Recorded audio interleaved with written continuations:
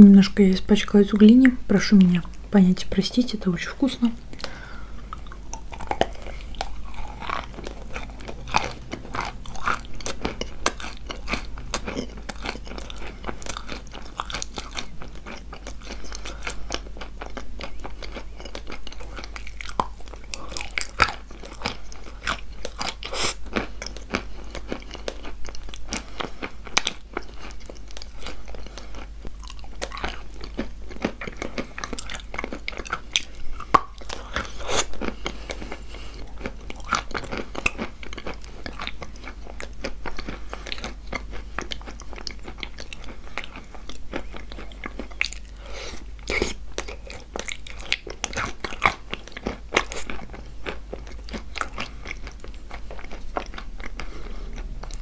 Следующее сочетание мне очень понравилось, было очень вкусно.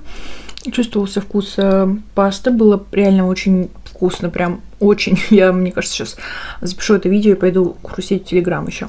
Это у нас этот же мел, сухарик, только в сухом виде, и попробуем его с пастой из каолина, который мне не очень нравится по запаху.